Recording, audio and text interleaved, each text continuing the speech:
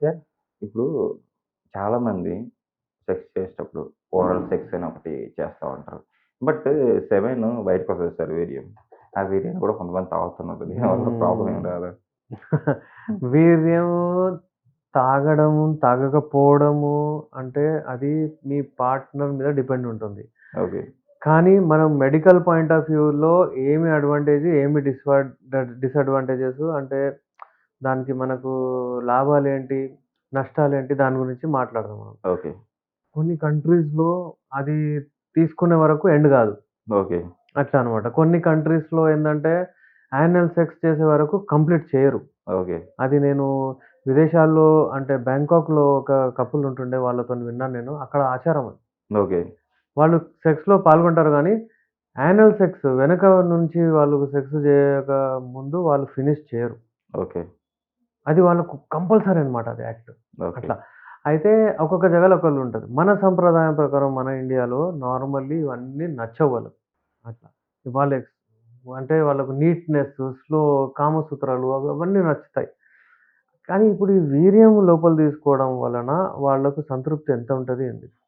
To be Frank చాలా మందికి నచ్చదు. చాలా మందికి టేస్ట్, ఆర్డర్ నచ్చదు. కొంతమంది తీసుకుంటూ, తీసుకుంటూ అలవాటైతది. అంటే అదొక టేస్ట్ ఉంటదా సార్ మళ్ళీ ఒక వీర్యం? టేస్ట్ ఉంటుంది. కానీ ఏందంటే ఆ టేస్ట్, ఓడర్ కొంచెం సెపరేట్ ఉంటుంది. ఓకే. అది కొంచెం నచ్చదు. ఆ టేస్ట్ ఏదైతే ఉంటుందో వీర్యాన్ని కొంతమంది అంటే ఓవర్‌లుక్ జేసి వాళ్ళ పార్ట్నర్‌కి సంతుష్టి దీంట్లో అని చేస్తారు. అట్లా. కానీ వాళ్ళ ఒకటే పార్ట్నర్‌కి స్టిక్ అయ్యి ఒకళ్ళే ఉంటే ఇవన్నీ ప్రాక్టీస్ చేయొచ్చు. అలా గాకుండా 10 మంది దగ్గర ఎళ్ళొచ్చి నా వాడు ఇదంతా జేస్తే సెక్షువల్లీ ట్రాన్స్‌మిటెడ్ డిసీజెస్ రావడానికి చాలా అవకాశాలుంటాయి. ఓకే. అందుకే ఏందంటే అవాయిడ్ జేయడం బెటర్. అది డైజెస్ట్ అవుతదా? లేదా? అంటే నార్మల్ ఫుడ్ లాగానే అది గూడా మీరు నెయ్యి తీసుకుంటారు. మీరు తేనె తీసుకుంటారు. అలాగే అది గూడా తీసుకోవచ్చు. ఓకే. అంతే. అది పోయి డైజెస్ట్ అయిపోతది. కానీ అందులో ప్రోటీన్స్ ఉంటాయి, షుగర్స్ ఉంటాయి, అందులో శుక్రకణాలు ఉంటాయి, అవన్నీ ఉంటాయి. ఏం గాదు. అదంతా డైజెస్ట్ అయిపోతది. యాసిడ్ ఉంటది మన స్టమక్‌లో అది పోయి డైజెస్ట్ చేసేస్తది. ఓకే.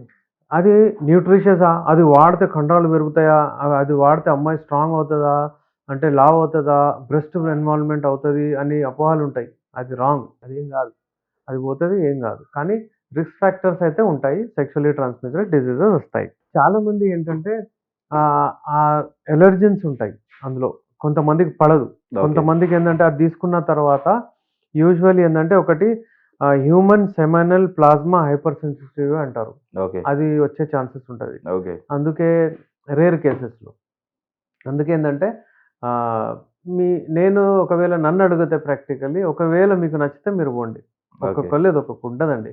స్వెట్ ఏదో ఉంటుందో మనకు స్వెట్ ఉంటదిగా స్వెట్ గ్లాండ్స్ అంటే దాన్ని పసీనా ఏమంటారు దాన్ని? చెమట. చెమట. ఆ చెమట గూడా ఒక్కొక్కళ్ళకు ఏముంటదంటే సెక్స్‌లో అట్రాక్ట్ చేస్తది. ఓకే. వాళ్ళట్లా డీప్ బ్రీత్ తీసి వాళ్ళకు మంచిగా అఫ్రోడిసియాక్ పనిచేస్తది. ఓకే. కొంతమందికి అసలు చిరాకులేస్తది. వాళ్ళు పోయి స్నానం చేసుకొని ఫ్రెష్ అది ఇది కొట్టుకొనొస్తారు. అయితే ఇది ఒక్కొక్కళ్ళ ఇండివిడ్యువల్ మీద డిపెండ్ ఉంటది. కానీ నార్మల్లీ ఏందంటే మీ మీద ఉంటది. మీకెలా మీ పార్ట్నర్‌కి ఏమి ఇష్టమో అది మీరు జేయండి. అంతేగాని వైల్డ్‌నెస్ మీరేదో పోర్న్ మూవీస్‌లో జూసి నేను వీర్యం అంత తీస్తా, అంత నోట్లేసేస్తా, అదేస్తా అంటే అది తప్పు. అమ్మాయికి ఒకవేళ అది నచ్చితే మీరు యూ కెన్ గో అహెడ్. దాని వలన ఎక్కువ నష్టాలుండయి. కానీ మీరు స్టిక్ అయ్యి ఉండాలి. నీట్‌నెస్ ఉండాలి. మీ అంగం ఏదైతే ఉంటుందో అది నీట్ హైజీనికల్లీ చాలా మంచిగా మీరు కడుక్కొని పెట్టుకోవాలి దాన్ని. ఓకే. ఓకే. లేదు అక్కడ స్కిన్ ముంగటుంటది. ఆ స్కిన్ ఉన్న లోపలంతా చెమటతో స్పెగ్మా ఉంటది. అది ఉంటది. అది మీరు అమ్మాయికి అంటే ఓరల్ ఇస్తే, నోట్లో ఇస్తే ఆమెకు ఇన్ఫెక్షన్ వచ్చే ఛాన్సెస్ ఉంటాయి. ఇవన్నీ మీరు గమనించాలి.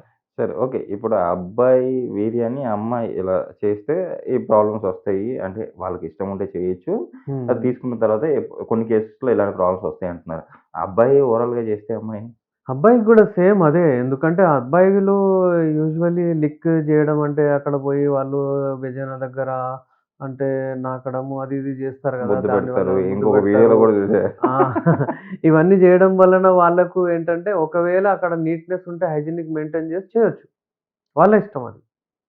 వాళ్ళ ఇష్టం. అక్కడేందంటే గుడ్ బాక్టీరియా ఉంటుంది. సెల్ఫ్ క్లెన్సింగ్ ఆర్గాన్ అంటారు దాన్ని. ఓకే. దేన్ని వెజైనాని. ఓకే. ఆహ్, లేడీస్‌లో ఏదైతే వెజైనా ఉంటుందో అంటే యోని దగ్గర ఏందంటే ఏవేవో సీక్రెషన్స్, హార్మోనల్ సీక్రెషన్స్ అవుతూ ఉంటాయి. ఓకే. అది వెట్ ఉండాలి. అందులో బ్యాక్టీరియా గూడా ఉంటది. ఓకే. ఆ బ్యాక్టీరియా ఏందంటే గుడ్ బ్యాక్టీరియా. ఆ బ్యాక్టీరియా సెల్ఫ్ క్లెన్సింగ్. సబ్బు పెట్టి మొత్తం అందరూ రాసి లోపల క్లీన్ చేసిన అవసరం లేదు. చాలామంది వెజైనల్ వాష్ అది ఇది చేస్తారు. అది అవసరం లేదు. ఓకే. ఆ బ్యాక్టీరియానే చేస్తుంటది. కానీ దానికొకటి స్మెల్ ఉంటది. ఓకే. ఆ స్మెల్ చాలా మందికి నచ్చదు. ఓకే. అయితే చాలామంది అవాయిడ్ చేస్తారు. చేసేవాళ్ళు చేయొచ్చు. కానీ నీట్‌నెస్, క్లీన్లీనెస్ ఉంటే చేసుకుంటే బావుంటది. ఓకే.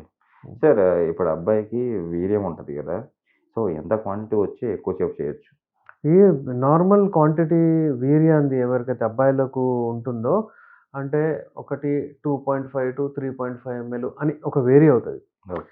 ఇప్పుడు అబ్బాయిలు ఏం చేస్తా ఉంటారంటే 1.5 ఎంఎల్ టు 5 ఎంఎల్ అని ఉందనుకోండి. వాళ్ళు ఏందంటే చేసిన వెంటనే మళ్ళీ కలుస్తానంటారు. అప్పుడేందంటే వాళ్ళకు 1 ఎంఎల్ కొంచెం గూడా రాదు. మరి అది అక్కడ వాళ్ళు నాకేమో అయితుంది తక్కువొస్తుందంటారు. చాలా మందికి అసలు రాదు. 1 ఎంఎల్ అంటే 1 డ్రాపు. 1 ఎంఎల్ అంటే 1 డ్రాప్ కాదు. Okay sir. ఇప్పుడు మనము కాఫ్ సిరప్ తాగుతాం గదా! ఓకే. 2.5 ఎంఎల్ ఉంటది. అది దగ్గుది. ఓకే. దాని సగం అంటే 2.5 ఎంఎల్. ఇంకా దానికంటే తక్కువ. ఓకే. మినిమమ్ అంతొచ్చినా పర్వాలేదు. ఓకే. కానీ 5 ఎంఎల్ కాఫ్ సిరప్ మినిమమ్ ఏదైతుందో 5 ఎంఎల్ మినిమమ్ రావాలి. 5 ఎంఎల్ 1.5-5 ఎంఎల్ మధ్యలో ఉండొచ్చు. ఓకే. 1.5 ఎంఎల్ కింద అయిపోతే హైపోస్పర్మియా అంటారు. Sperms okay. తగ్గిపోతాయి. ఆ! 1.5 పైన ఉంటే ఒకవేళ 5 ఎంఎల్ పైన ఉంటే హైపర్ స్పర్మియా అంటారు. ఓకే. అట్లా. అయితే ఏదైనా సరే మధ్యలో ఉండాలి. యావరేజ్ ఉండాలి ఎప్పుడైనా. అంటే ఒక 2.5, 3 ఎంఎల్ ఎళ్ళినా పర్వాలేదు. ఓకే.